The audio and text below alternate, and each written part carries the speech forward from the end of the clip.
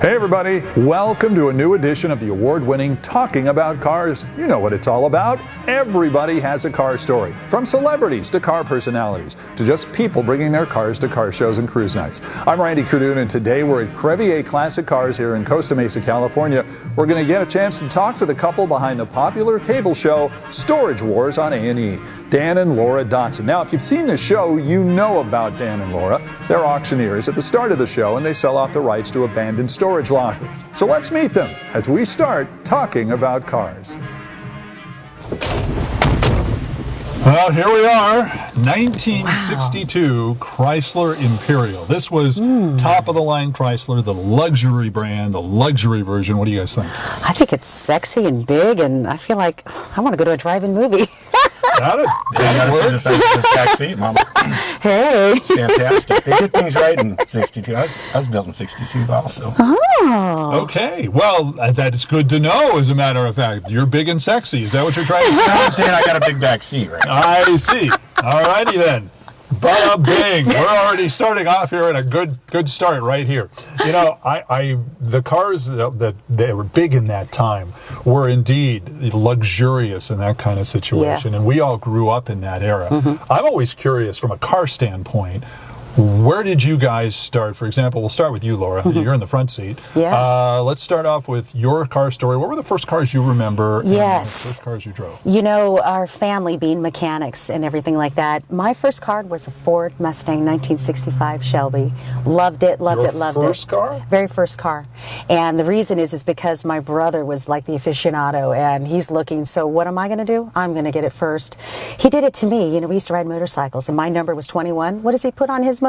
Number 21. And I tried to peel it off, and I thought, you know what, we're always in competition, and I think that's why Danny and I might be in competition, because, you know, he's a Camaro guy, and I'm a Mustang girl. You know, I really like the beefy, vroom, vroom, and, you know, and roasting those tires and just really feeling it. And to me, it's sexy and fun, and it's still got a lot of get up and go. Sounds like a possible therapy issue, but I may be wrong on that. I don't really know. Dan, what was the first car you remember growing up? You know, I had this 1969 Chevy window van that had a lot of great memories in that van with that big old beanbag chair and my dog running up and down the road. That's probably the first car.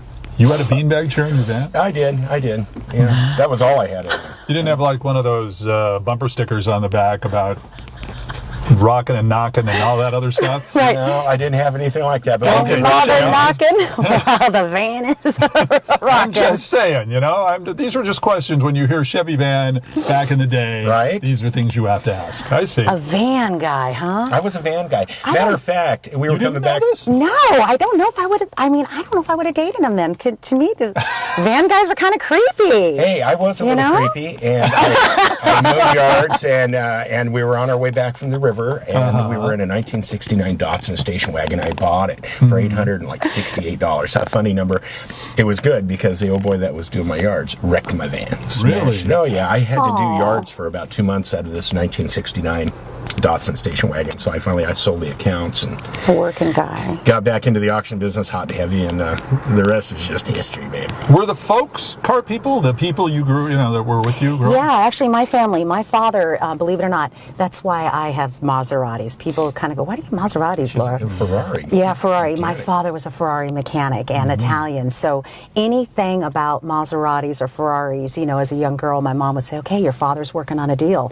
Next thing I know, he's fixed somebody's Ferrari or did something special. Then we had a new car, you know, every 2 years. And it seemed like, oh, this is fabulous. Doesn't everybody get a car, you know, every 2 years or something? And I love the power. I just love the lines. I love the sexiness. And si sono italiano, you know, I'm Italian. Ooh. So I... Morticia, Italian. Va bene. Yeah. I went to Modena, Italy, and got to walk the factory and just really felt my father's presence. And I really feel as though, you know, I said, you know what, honey, when I can make it, when I feel like I can afford it, I'm going to buy a Maserati. Well, he beat me to the punch. You see how we're so competitive. He buys me one and surprises me for Christmas. And I walk out in the garage, but I had hidden a quad for my son in there, and I walked out there and it wasn't there. I was like freaked out. I didn't even see the Maserati. And then all of a sudden there it was, and I'm screaming, I love you. We were playing musical chairs with these cars in the neighborhood, and I lied to the kid, I lied to Laura, and they both thought each other's gift was in the garage when it was really both their gifts, and they didn't know about each other. That was fun. Screaming Christmas. This is a romantic guy. You know what? Randy. Yeah, I guess I'm just saying. I'm feeling a little Randy myself. I guess the band. Thank you. The fact that the guy drops a Maserati on you, now, right? that's a gift. Well, I'm telling you what. And then I'm telling you, the guy is so romantic about it that he says to me, you know what, babe? He says, I really think you've wanted a white one, and I got you this black one. So he's getting, about 3 or 4 years later, we're doing our TV show. He's driving it every day and absolutely, I looked at it and I said, you know what? That car is him. He is the Quattraport. I'm a Gran Turismo. And here we go. Pininfarina, I got myself one in 2012, and so we each have one. I've missed that part on the Storage Wars show. Does she sing on the show? Every once in a while, she'll sing. In tune. Okay, well, she's a punk rocker from way back. Yeah. Really? I was in a punk rock back band. in the 80s. Called NOS. You were in a punk rock band? I was in a punk rock band, and it was called NOS. It wasn't nitrous You oxide had a system. Mohawk? I did. It was called Never on Sunday. Yep. Yeah. I know. That's the side to me people just don't. I have a lead foot. We're a couple of minutes into the show, and I'm just finding things out I never knew, or maybe a lot of the people from Storage Wars never knew. Yeah, great. baby. There you go. See, Some things are better not to ask. I never asked, but that's okay. I like the fact that you volunteered. Right on. And that's what's fun about this. It's fun. We're going to talk a little bit about how you guys got into Storage Wars. Hey, how that's you got all right. into Storage Wars. Let's put it this way. All the people in the show have been made into stars at this point. Thank There's so you. many. Yeah, you They and, have. and all the other people involved Personalities. as well. Oh, yeah, and it's such an interesting way to do the whole reality TV show. Right. Let's talk about how you guys met, because as I understand it, you guys weren't really, it was a chance meeting, really, wasn't it? It was a chance meeting. One time, 3 years in a row. Yeah. One time each year for 3 years in a row. I'm such a tenacious guy. Yes. She was in the restaurant business. Okay. She was buying restaurant equipment in L.A. and I saw her Opening one day, restaurants. And Okay. I was love at first sight. I'm working the ground, 200, 300. Look at that little blonde hair, cutie green eyed thing. You and me, like, we got to do a little dinner or something. She left for a full year. She came back. I remembered her. I blasted her again. Because that auctioneer's good. Now, did you say that in your auction speak? Oh, yes, he did. Yeah. I was working it. He did it so I was- fast, I couldn't respond because he had the next lot to go on to, and I thought, gosh, that auctioneer he is so actually good. said that on stage while he was selling his items. we were working in Yes. front of hundreds of people, and then she left again the second year. The third year, I swear to God, she comes back to the auction, and I blast her again. But this time, I just say, I'm going to take a break and really go talk to her because I know how she is. She'll just leave. Good thinking. And I went up to her and I said, you know what? If you're just not married or attached, I'll just snatch you up. She goes, I'm not. Here's my number. And that was, I was all she ready. wrote. Second date, she never left. That was 20 years ago. He was on my mind, Crazy. and I thought, how am I going to get him to stop talking so I can talk to him for a second? And when he's, it's taking a break and he's eating that hot dog as fast as he can. All right, are you married? All right, if you weren't, I'd just snatch you up. And I'm like, here you go. I know you have to get back to your lots. And it wasn't like selling a storage unit where you've got time in between. These are restaurant equipment, so you've got one oven, the next oven, and you're going. You're was really very So fast. that's what you were looking for when you showed up, is you expected to get an oven? Yeah, I actually, mixer. I And a spent mixer. like $20,000 next thing I know, and every time I'd go in, I said, all right, I said, well, am I going to get a date? And he says, so, but the cutie blonde, if we're married, I'd snatch you up. And it's been history ever since. We fell in love, moved in, and boom, next thing I know, I am pregnant, and of course, he's had a vasectomy, and he says to me, well, who's the daddy? I'm like, you, of course, and he's like, well, great, okay. Well, then, sure enough, on the delivery table, he's playing with me, such a joker, as I'm delivering. He goes, it's black hair, and I'm thinking, okay, mom is blonde, dad is kind of dark. Oh, his mom's got black hair, but is it bottled black? I'm thinking, he's redhead. All of a sudden, I look down, and Danny's crying. I'm like, is everything okay? And he looks at me, and he's crying, and he says, God sent us a redheaded baby. Yep. And now he's got the gap in his tooth, and he's got the funky chin. And he goes, he's mine. and I don't have to kill you, he says, because he's a spitting image of me. And I'm like, oh. I was happy. This story adds completely new meaning to the phrases about Oven and mixing. I'm just noticing this. Oven and mixing. Exactly. Okay, when he first did this, though, that first time, Yes. did you pick up on it? The auctioneering and stuff. Well, when he was talking to you in the auctioneer. Yes, you know what? I am a pretty fast Why'd you talker leave? myself. Why'd you leave? Why didn't you just stop what you were doing? I'll tell you what save a couple, happened. 2-3 years, come on. I would buy all the stuff, and he was just rock and rolling what he was doing. Well, I would go back the next day to pick up my equipment, and little did he know that I'm asking around for him, looking for him. Where's that redheaded auctioneer? Where's he at? And they're like, oh, well, I'm sorry, he's not here today. He won't be back here till, the next time we have this sale next year. And I'm thinking, oh, doggone it. Okay. So a whole year goes by, but now I'm opening another restaurant, and then I get this flyer in the mail. They're going to, restaurant sale, Dan Dotson. I am going. And I did dozens of auctions there every year. Yes. And you just showed up like once. Yes, and I show up, and there he is again, and he blasts me again, and I just knew the fire in our eyes. You know, like when you see a really, hot car you like, and you just can't get it out of your mind, and you're going to spend the next year or 2 years looking for that special vehicle and get it. If you have the means. That's what happened here. I fell in love with her big fat rear end, PHAT, and those big fat tires on her. I just. Hey, I'm a fast 68. Watch out. You're a 68 model. I'm glad you spelled that whole fat thing. Yeah. That could have gotten you stuck in that back seat for a long time. A lot of people are like their cars. Back in the back seat, back in the bed, in the back room. I'm lucky he likes a little PHAT. That's right. Laura had a 26 Pro Tour. Yes. And it was huge wow. fenders and huge meats on the back. Oh, and I thought to myself, beefy and this car looks bad. just like Laura. I mean, nice smooth curves, nice color about her. Tell the truth. Fat rear end. Tell the truth. What? And it was fast. Tell the truth. What? He buys this car, sight unseen. He buys it online. He gets it delivered at the bottom of our hill. We have a 3/4 mile hill. Okay. And I'm looking down there and I see it and I'm very excited and I'm waiting for him to drive it up. Well, he calls me at the house and he says, can you come down? Well, I drive down and he says, baby, look what I bought you. What? And as I'm looking at it, I go up and I try to get inside. That 26 is so small inside. My Fits you knees perfectly. were up in my chest. Sure, I'm 5'6". I realized that car really wasn't meant for me. It was meant for him, but he couldn't fit in it. It was too small. So then immediately he says, I bought it for you.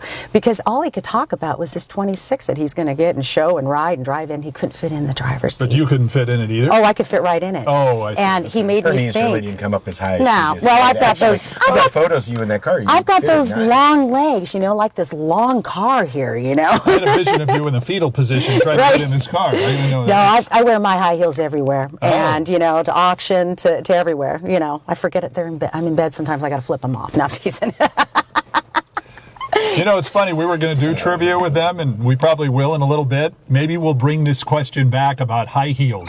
So There stay you go. tuned to same time next year with Laura and Dan right here in a 62 Chrysler Imperial. We're in trouble. Speaking of cars right now, what cars are in your garage right now? I have a 2015 Cadillac. I have, which you've seen on the show, a 2010 Cadillac, which you've seen on the show, a 2012 Maserati, which I love, a 2006 Maserati. Just sold the 26 Ford Pro Tour. I had Yes. a 31 5 coupe rat rod. Oh, wow. Yes. And You don't seem the rat rod kind of guy. Well, I've got an 18-year-old son. Yeah. And he sort of convinced me into doing some dad-son time with it. Yeah. I suggest that's a great way to spend your time with your kids, is their own cars. 52 Chevy, which I think he kind of, 53 or 52? 52. And Pickup truck also. Oh, awesome. Oh, it's so sexy and the way that thing sounds. I mean, he can get me with the purr of the motor. And I'm like, yes, anything you want. I'd rather have a car than jewels. I rather go and buy or look at a car rather than go buy purses. People kind of go, what? It's just, I don't Cars have are a any... hell of a lot more expensive than purses, man. Well, you know what? It's also, it's a better investment. Well, I like the idea that she says, he can get me just with the purr of the engine. So, for example, I want to watch the football game tonight, honey. Yeah. And you say, nah, who wants to do that? And then you say, just a minute. And you walk to the garage, turn on the engine. There you I go. come back and she's just melting in her pillow. I've invited everybody over. I've made them all sandwiches. And the next thing you know, we're watching the game together. Absolutely. I'm that easy. Absolutely. All right. Well, you guys have had plenty of cars down the line. Yeah. And I'm always wondering, Of the cars you don't have anymore, is there ever a car that you've had that you say, man, I wish I could get that car back? Yeah, my Mustang. I have one. My Mustang, it burned up in a fire, and I got up the hill, and the brakes caught on fire, and it burned up to the firewall. So that was very depressing for me, and I thought I'm never going to be able to afford another car, because then the next car was a Honda Civic, and that's about what I could afford at the time. And then I got a 71 Chevelle, and which, you know, I really liked. But you know, I have a wish list. I mean, he doesn't even want to hear it because, We're going to get to that. Oh, good. We're going to get to that. Oh, I know good. everybody has one. Good. In my early 20s, I had a guy that owned a self-storage facility, and he had a 69 SS convertible Camaro in it. Okay. And he goes, we need to lean this, but I am owed $600 for it. And so I ended up paying the bill on that, dragging it to my house, leaning it. Smart. And during the lean process, wasn't so smart. During the lean process, the folks that originally owned the car, they showed up, and for like $1,250 worth of lean, they towed that thing right out of my garage, and I Crying. made $500 or $600. But I really had my eyeball on that car. So since then, I always look for one. That one got away. 69 Camaro? Yeah. The only thing about 69 Camaros, even if you had one growing up, it was probably semi-stock. But nowadays, they're all Super Sports or SSRSs, and they seem to have built 62% more of those kind of Cars than they originally upgraded did. cars than they originally did. It's like Yeah. now all of them are changed like You that. have to make sure the numbers are right? Well, that's true too. Absolutely. So those are the cars. Now, of the list that we all have, what's number one on the list that you have of the cars you always wanted? I would like a Ferrari. I want a 458 Ferrari, and there's a 2011 that I've got my eye on, and it's red, and it's screaming my name, but he says it's screaming my name backwards. Laura, sorry, sold, you know. Not screaming your name. The one that might be screaming your name would be like a 67 Tri-Power GTO.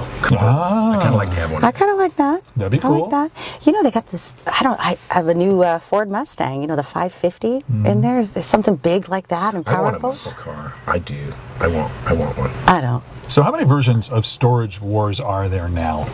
You know, there are so many that have Canada, France, Miami, Texas, Florida, and then of course in New UK. York. And you guys all have a piece of that, right?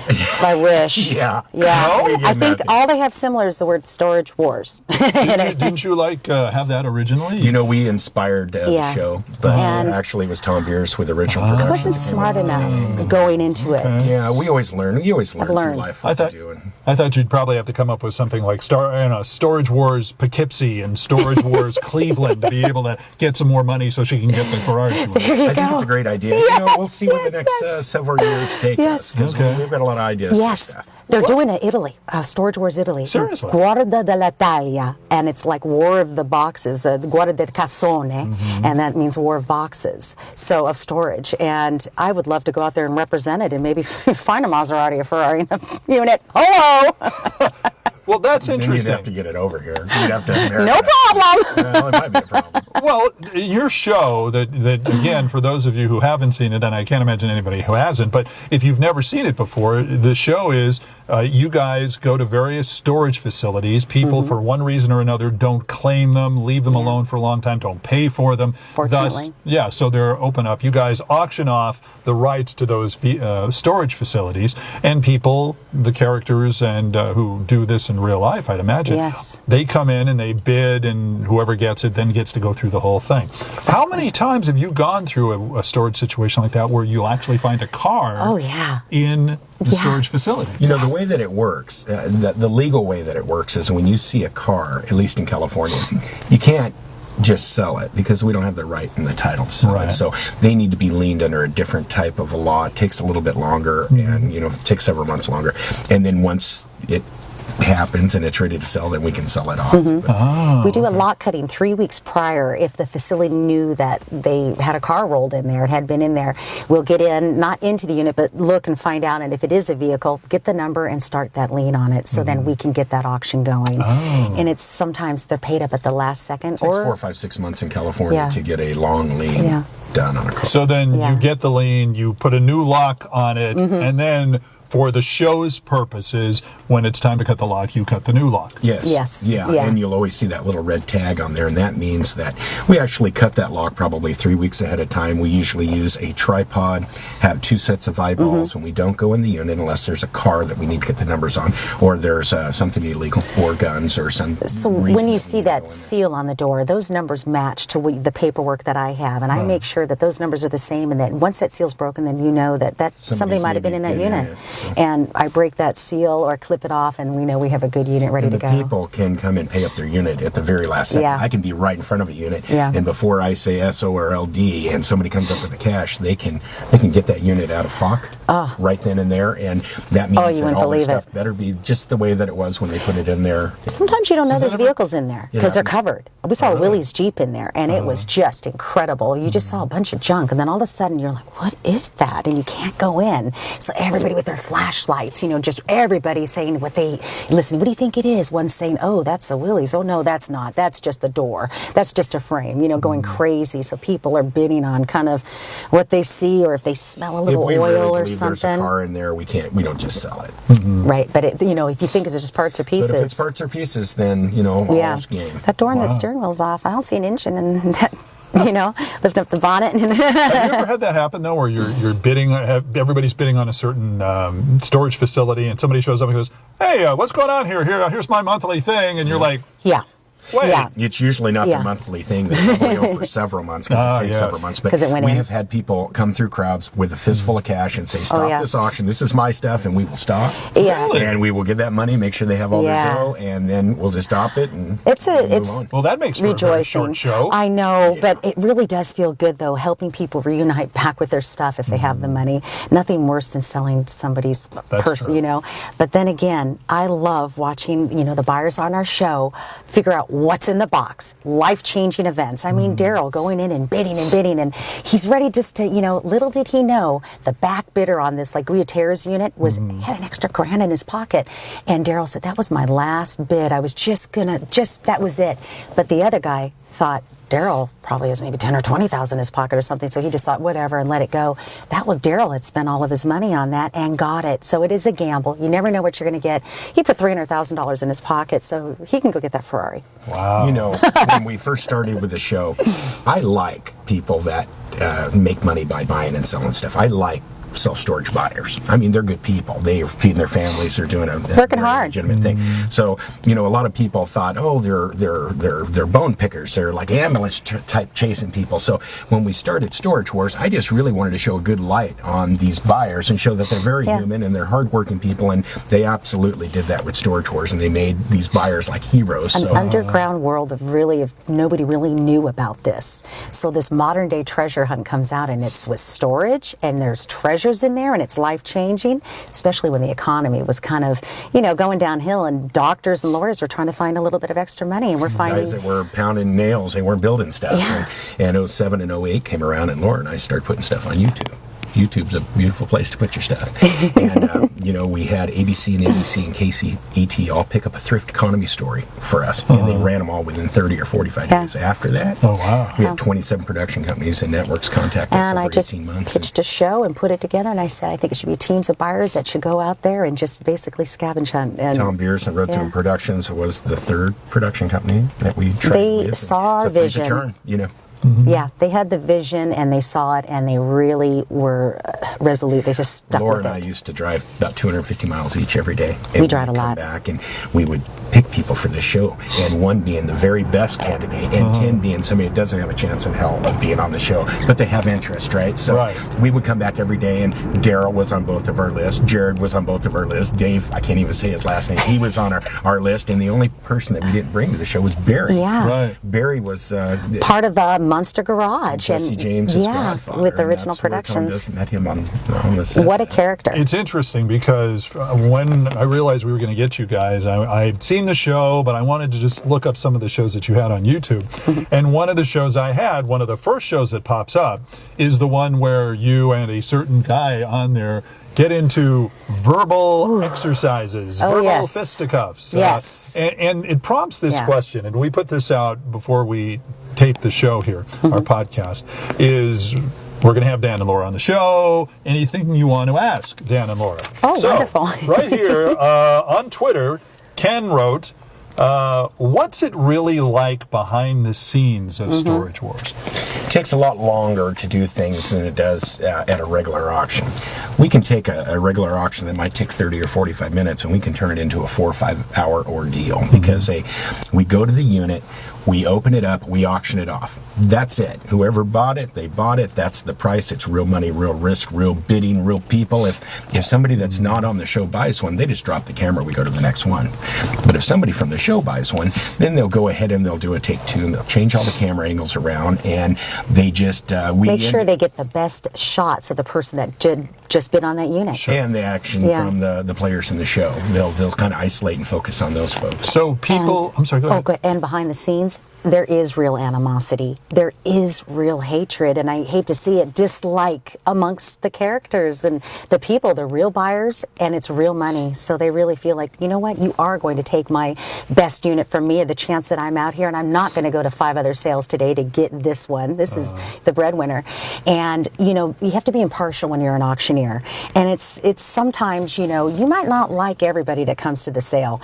And I'll tell you what, there's a character, a guy on our show, everybody knows, you know, DH, and that's not sorry. It's a family Did show. I say that? Not anymore. Thank you. No, we'll throw in some cartoon sound effects. Sorry. No one will ever know. There was a guy on our show that absolutely, you know, we've known him forever, and there I is was his real only friend forever. And all this guy has tried to do is put my head under the bus, try to take my job, try to get us out and get himself in. And I don't really understand that with humans. I mean, most humans are pretty nice to each other, but there are some humans that aren't so damn nice to each other. He wants to be Danny. He wants Danny's job. He wants to be the auctioneer. If you notice, he put a little patch on him saying auctioneer, and I thought, well, he's an auction buyer, auction house. When he had his auction house, he wanted me to go call his auctions. And it was really hard doing that because yep. And I'm like, well, where's the bid? What's going on? Okay, you know what? He is such a character that he doesn't care about really anybody's feelings, and he really just wants to get in between everything. And at real auctions, there is a certain amount of animosity. But what happens is these sales happen so quick that it doesn't have time to build up. So when we're filming, and you've got 2 or 3 people that they don't like each other very well anyway, and then you put them in the same area for 4 or 5 hours, and then add some heat, or add some rain, or add something, then money, things can get a little twisted and freaked out, and things get kind of ballooned out. Oh, Lord. So did you know when you brought him along that this could happen? Not really. I was actually in the hospital with my double brain aneurysm trying to survive. He comes to an auction where Laura's doing it. Hadn't and seen him for a filming. few years. And what does he do? He calls her the C word. He says, "Where's your weak-ass husband at? What is he dying in the hospital?" Oh, he was so looking Laura for fire. just wants to stick an ice pick in his temple. So realize I am a pissant. And so anyway, she runs him off out of the auction, and then I do get out of the hospital. I'm on my 1-year anniversary, and he's at the Palm auction, Springs. and he pops off, and he basically says that I'm doing something illegal, and they don't cut it that way, but that's what they said. And I've been working on my reputation for 42 years as an auctioneer, and if I want to screw it up, I'll do it on my own. I don't need anybody to He goes, help me with that. collusion. I go, do you hear what's going on over here? And he says, you know what, we're not going to have that. I want you, you know, basically, if you're going to say that, you're going to get out. And then Dave just goes to pop him. Yeah, and So- Mama thought that he actually punched me, but I'm fast like a fat ninja 1 cat. year. And he just scraped the side of my face, and then I thought, you know what, we're not going to have I had to this. just like get in the middle of me and my clipboard and try to, So you I know, just stop the caused him fight. a lot of discomfort for a few minutes, and I then see. it was all over. Then he got his eyes on me and just threw me down. And he but hey, you know what? He just got his eye on you. He doesn't know that I know how to wrestle. Okay, just so everybody knows then, this really isn't a producer behind the scenes Oh, things no. of trying to do. This No. is actually the real thing. That's what's Yeah. driven this to 10 seasons. Wow. Yeah, just the realness of it. Wow. All right. Here's another one from Instagram. Cool. Gatana Rosalinda asked, "What's the weirdest thing you've ever found in a storage unit thing?" Yeah, locker unit, space. To me, Yard, a dead body. I'm sorry. What? Yeah, a dead body. I sold a dead guy one time for $25. In a to this 2x2x4 box. And this lady had actually. Wait a minute. Wait. One story. Yeah, It's same the story. story. Oh, it is. Yes. The lady actually, unfortunately, she took her husband out and killed him. 3 years prior. Put him in a 2x2 by 4 foot box of lime and potting soil and put him in a $25 a month unit. Paid her monthly rent. 3 years. And I sold that unit to this poor lady for $25. And let me tell you something. If you ever sell a unit and it has a dead guy, they'll never come back and buy another unit from you. They're done. They're done. and so anyway, it took me about 4 or 5 years to give the lady her $20 back. Yeah. And I finally did give it back to her. But we $20 did solve a mystery. Yes. There was a crime there, and we helped the family reunite with the loved one because he really was in the box. And she did go to jail for 15 years. And I think she's probably about to get out now. That's one of the weirdest things. Okay, here we go. Yeah. Storage Wars, Crime Solvers. Dun, dun, dun. What do you think? Oh, I like it. I do. We're in, man. Woo! It's like I think this is CSI. good, CSI, these units. I like Actually, it. CSI Storage. Wow. It's happened. There have been times. Laura sold a unit one time, and it was Jack Kevorkian's unit. He was in jail. They were trying to let him out when he was still alive. Suicide-assisted doctor. And I know. There was cash in that unit. It was like $38,500, and there was $11,000 in $5 bills, all sequential numbers, all belonged to Jack Kevorkian. I don't know why. Yeah. But we sold it to a guy, and the guy that we sold it to, he needed that money. He ended up buying himself a brand new truck with this, and shows up at my auction about 2 or 3 weeks Oh, after you missed something. What? He buys this unit from me, and he cannot leave a deposit, He doesn't which have means $40 you deposit. cannot leave this unit 24 hours. You got to haul it out right then and there, but before the end of closing. Laura's inside the office. She's watching this guy throw these black bags in the trash can. I said, she you can't finishes her use the business up and dumpster. goes out there and I go, kills it. you use the dumpster. No, I didn't. I go, yes, you did. And I reached in and I pulled the bag out, and a $100 bill flies out of it. And he goes, oh, and I go, well, now you can leave your deposit Now and you can work on this he looks in unit. these bags, and in these soap boxes was all this cash. He goes, get out, get out, get out, he didn't and know. pulled out 4 He and was a jerk, 5 man. That guy turned out to bags. be a jerk. Richard, you're a jerk. He pulled out all the bags, and there was $38,500 in there. Didn't even give her lunch money. So he shows up at my auction The next here in sale. Orange Buy County. pizza? You No. couldn't buy anything? Couldn't buy I nothing. know. Couldn't buy nothing, but he did borrow $175 from me about 2 or 3 weeks after that. He shows up at an auction. figured, no and problem, you're good he goes, for it. I don't have any money You today. got money? I'm just watching. I said, well, if you need a little loan, it's cool. I'll loan it to you. The guy never paid me back. Never. We've never seen him again. Now, in life, when I Yes. have good karma, I look at everything. And I'll never damage anything with my good karma. I mean, if you're sitting here and I find a big bag of money, you're going to always be sitting here because I am going to find another bag of money. I see. We have a thing between us. I go, Danny, let's not make this a Kevorkian moment. So we know, okay, or we're not going to let that happen to us again. Jack Kevorkian, a verb. Why not? She usually tells me don't build a fence around things because That's another one. I had this 60 acres in Kentucky, and a customer said, "Can you sell this for me?" He's and telling I on said, himself. Well, so I sold it to a guy, and then that guy kind of went broke. So I ended up buying his interest out of that. And as I did it, I got a call from an oil lease company, and they said, "We want to lease this for drilling shallow oil." Okay. And I said, "Well, yeah, if you can put you can build a fence around that 60 acre." Well, Kentucky goes like, and they said, "You want us to build a fence?" You can completely drill around if it?" you put a fence around it. And so anyway, they told me to get bent, and they hung up. I've and, never heard from him again. but yeah, a couple years ago, we signed a brand new lease with the Deep Well Company, and they pull a lot of things besides oil out They're of going the to put ground. $12 million into just going up and drilling. So I, We're you know kinda what? hoping with the things that the way things are and local energy. Maybe I'm going they'll- to get my Ferrari. Wow. Okay, Yeah. so obviously there's more to you guys than just storage wars. Yep.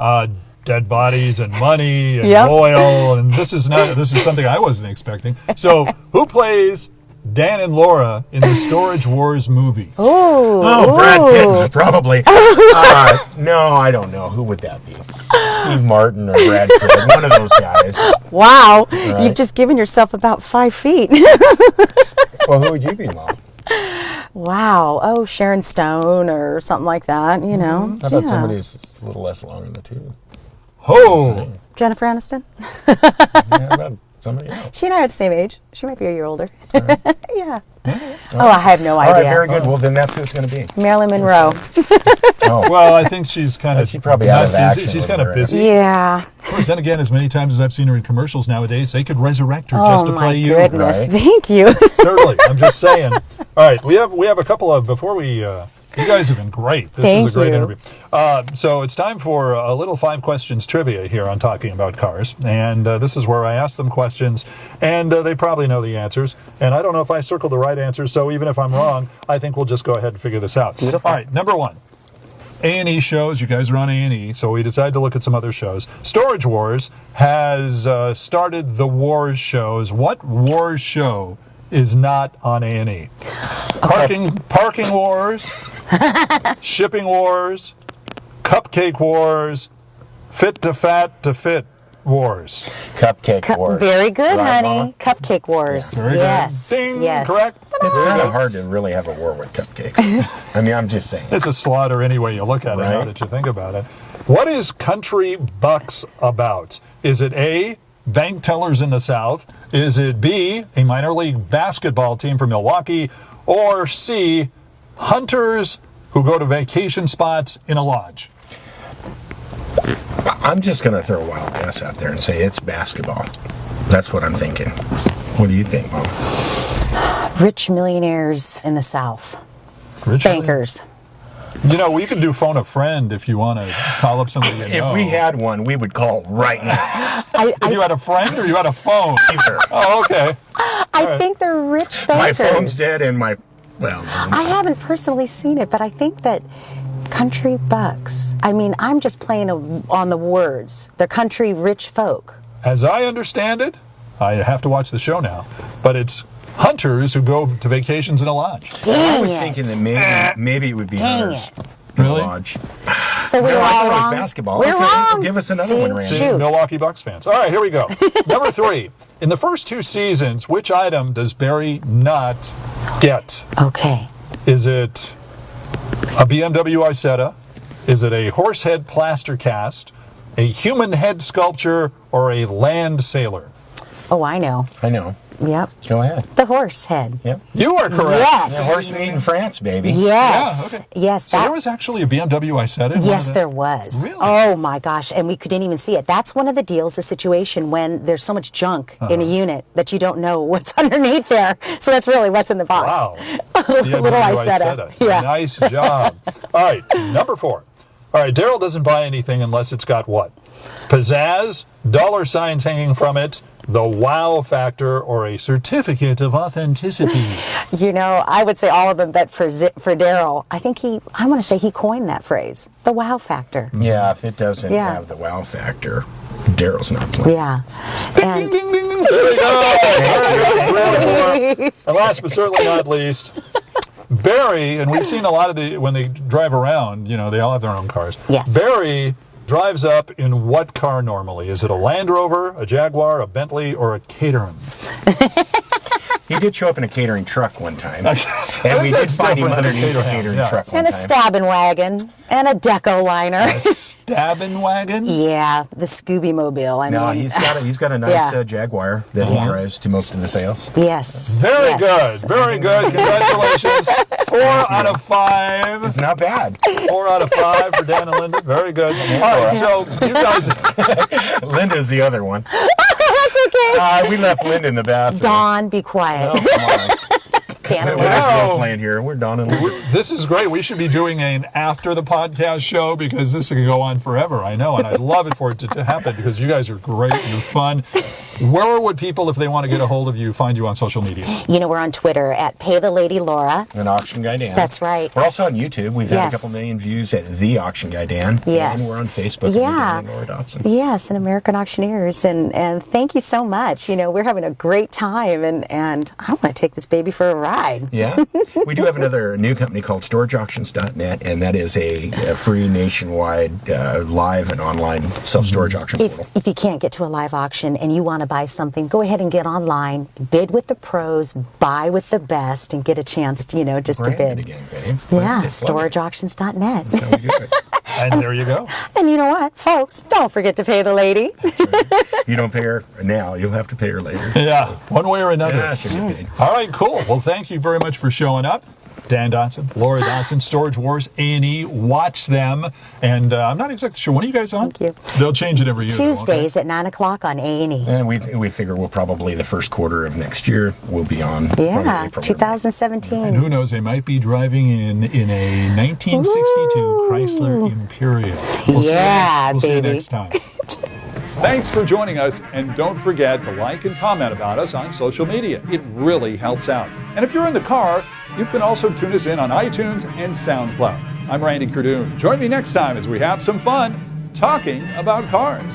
This episode of Talking About Cars was brought to you by Crevier Classic Cars, who specialize in the sale of unique, classic, collectible, exotic, and ultra-rare vehicles. Not only a high-end custom garage, this museum-quality facility can host your next special event and provide storage for highly valued vehicles. Crevier Classic Cars, the West Coast premier automotive enthusiast destination. Call them today.